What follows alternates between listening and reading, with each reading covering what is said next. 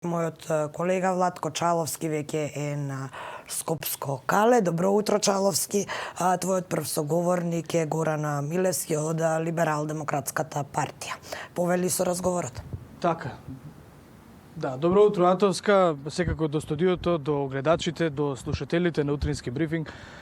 Како што се обврзавме, ајде веќе се приближуваме до кон крајот на политичка кампања која што на 15 јули ќе резултира со дефинитивно нова влада, бидејќи техничката е она која што управува во моментот.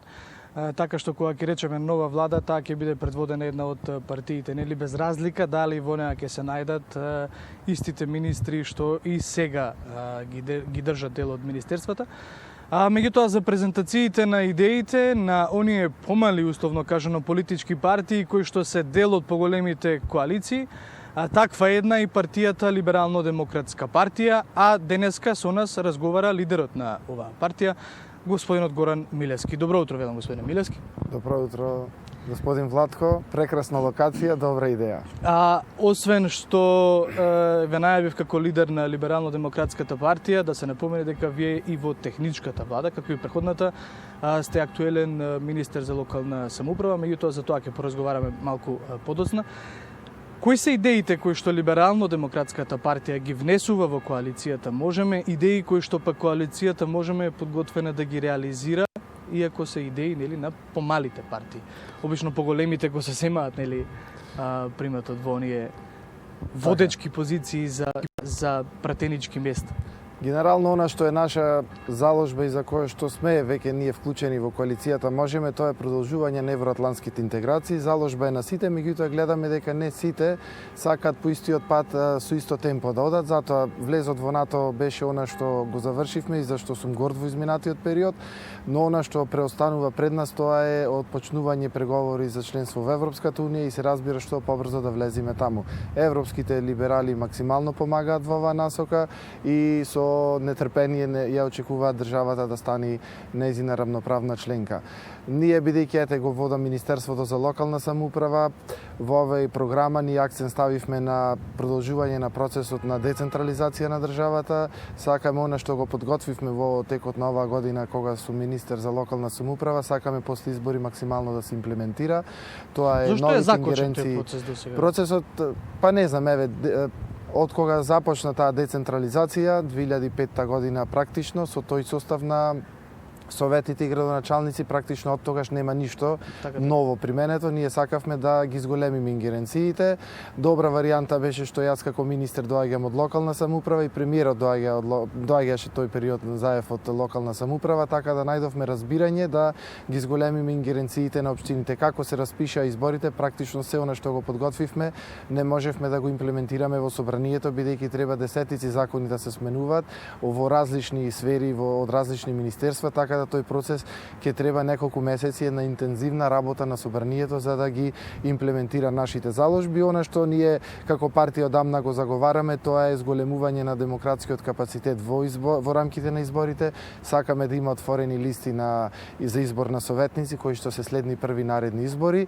Тоа е една демократска добивка која што ќе добијат само граѓаните, да нема натре строго партиски членови, туку да има луѓе кои што навистина влегуваат натре со поддршка на граѓаните како поединци и ќе работат за граѓаните, бидејќи ако не сработат наредните избори, па нема да добијат, бидејќи се работи за преференцијални гласови. Видовме вчера изборите во Хрватска, како беа многу важни тие преференцијални гласови и практично се цени тежината на секој поединец одделно, а не како да се гласа за партија. И со така една изборна единица и отворени листи за изборот на пратеници се разбира наша заложба, која што се надеваме дека во овој состав ќе добие една доволно квалификувано мнозинство за да се извршат и тие измени. Една изборна единица идеја со која што, бидејќи од кога го почнавме овој концепт на да поразговараме со лидерите на помалите политички партии, дел од нив не се ни појавуваат во медиумите, бидејќи веројатно ни медиумите немаат некаков интерес да ги повикаат во своите студија.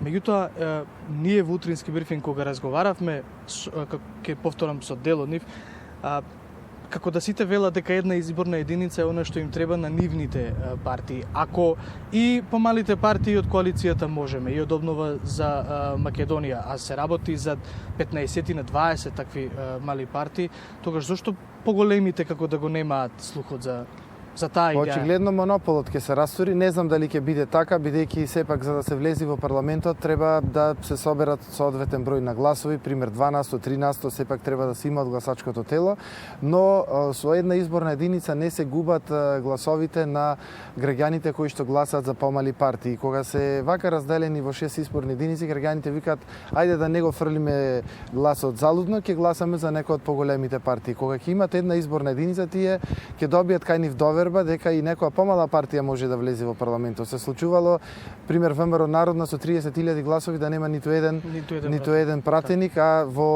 со една изборна единица би имале 3. И затоа, тие граѓани 30.000 кои што дале некоја доверба на некоја политичка опција, практично не беа застапени во парламентот. И затоа сакаме практично да не се случуваат такви работи во иднина. И сметам дека исто и отворените листи се многу важни во парламентот да влезат индивидуи со свој личен авторитет и интегритет, а не да гласаат, да речам, секогаш по некоја директива, да ја вратиме парламентарната демократија во државата, да нема како сега лидерски средби не знам каде да одлучуваат во име на граѓаните наместо парламентот кој што е избран од граѓаните. И она што го кажавте вие за изборите, се разбира дека и тоа треба да се смени во иднина, затоа што сега двете најголеми партии од власта и двете најголеми партии од опозицијата добија малтене по €1.000.000 за кампања, а сите останати партии некаде делат 35.000 евра. Практично ние стартно одиме со неравноправна позиција за не се сите учесници во изборите еднакво застапени и со еднакви шанси. Тоа е како на 100 метри некој да трча од 90 да тргне, а сите други од 0. И затоа сметам дека сите тие работи треба во иднина да се променат за да сите политички партии добијат подеднакви шанси. Нема големи мали граѓаните на избори кажуваат која ќе биде голема, а која ќе биде мала партија. Гледате вчера во Хрватска практично СДП и нивната коалиција се тотално маргинализира и во Загреб и во многу други делови на Хрватска. Да, спомнавте дека евроинтеграциите се дел од клучните заложби на ЛДП. Какво е расположението кај вашите колеги во Бугарија со оглед на она последното случување со оној официјален документ, ќе повториме, за внатрешна употреба во парламентот на Бугарија, со кој што се уште веројатно ќе треба да наоѓаме некаков заеднички јазик? Какво е расположението во моментов кај нив? Мислам дека тоа што го прави актуелната власт во Бугарија се рецидиви од минатото, од некои минати векови, да некој негирате јазик, да му негирате припадност национална. И сметам дека тоа се малци можеби популистички надуени работи пред самата кампања. Мислам дека сето тоа ќе спадне. Нашите коалициони партнери во секој случај признаваат и македонски јазик, македонски народ, македонска култура. Известувачот за Македонија од Европската унија, од Европскиот парламент, господинот Илхан Кјукјук, е токму либерал. Либералите таму се опозиција, тоа се партијата на турците, меѓутоа се многу силни како такви и имаат неколку пратеници во Европарламентот. Не очекувате компликации? Не, од нивна страна има целосна поддршка како Македонија. Ми имале од секогаш, има и сега. Колку тие наидуваат на слух од актуелната бугарска власт? Тие се опозиција, за жал. Во моментот биле долг период на власт, некој период во наназад се опозиција, меѓутоа со нив се познаваме веќе можеби повеќе од 20 години, сме и лични пријатели. Можам да со уверување да кажам дека помеѓу нас нема никаков анимозитет. Дел од бугарските пратеници либерали донираа средства за корона кризата и во Македонија. Еден од нивните пратеници донира 60.000 евра за поддршка на македонското здравство во условите на корона криза. Не секој ни излезе во пресред со вакви донации за државата. Доста мокен пратеник. Да. Релативно. Меѓутоа има и други мокни, меѓутоа не сакаат да дадат пари, така да мислам дека беше ова за заблагодарување од наша страна и од моја и од партијата му дадовме благодарница, бидејќи колку повеќе вакви пријатели има Македонија, толку подобро за нас. Господин Милевски, во политиката сте можам да кажам поодамна, некаде уште во 2000-2005 година станувате советник, во тоа ви се развива кариерата нели на државно ниво во институциите. Сега би ве прашал што е она што можете да го понудите како партија и вие како нова идеја во овие 15 години веќе поминати во политика? Она што е наша заложба, овие што ги кажав претходно, се надевам дека дел од овие наши заложби ќе ги реализираме во делот на децентрализација, меѓутоа наша заложба приоритет е расчистување со криминалот и корупцијата во правосудниот систем, и во судството, и во обвинителството. Кој што се уште е актуелен, да? Се уште е актуелен, бидејќи не може, еве гледам и од како се судело, како нели и брајке на адвокати со суди замешани, значи наша заложба е повеќе ниту парите, ниту политичкото влијание да биде пресудно во донесувањето на судските одлуки. Едноставно, судот треба да се суди според словото на законот, според сите граѓани да бидат еднакви. Сметам дека имаме поддршка во коалицијата, има клима за тоа.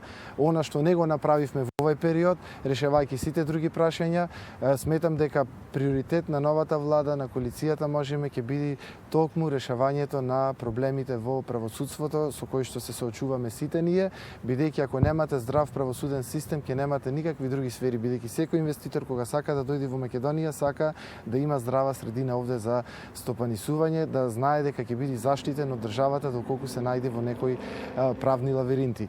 И исто така наша заложба е поголема поддршка на малите и средни бизниси, на предприемачите, на оние кои што имаат семени бизниси, бидејќи и по дефиниција поголемите партии едните се залагаат за ранливите категории, социјалната случаи, работничките права, другите се залагаат за крупниот капитал. Ние се залагаме за семените бизниси, предприемачите да добијат поголема слобода, поголема поддршка од државата за да може да ги развијат своите бизниси, бидејќи ако тие ги развиваат бизнисите ќе отвараат нови работни места. Денес генерално најголемите вработувања се во малите бизниси, меѓутоа тоа немаат адекватна поддршка од државата во однос на крупниот капитал. И гледате дека и поголемите крупните капитали зедоа значителни средства од ковид криза, значи никој од нив не сака да си брцни во сопствениот джеб, туку сака државата да му плаќа, за разлика од овие семени бизниси кои што и како се најдоа на удар на оваа корона криза, и после избори практично ќе биде новата влада ќе има навистина тежок период да се справи со корона кризата, но и со економските последици од неа. Ќе им го оставиме тоа на новите власти, ќе ги следиме секако прво резултатите од 15 јули, потоа ќе следиме и владеачкото мнозинство, сите оние идеи реализирани, нереализирани. Јас ви благодарам од военото време секако за утрински брифинг, како што реков ќе ги следиме и вашите политики, а ќе разговараме и при секоја можна наредна прилика. Да, јас благодарам за вашата покана и за можноста и Либерално-демократската партија да ги кажи своите заложби и замисли за овие избори. Ви благодарам уште еднаш.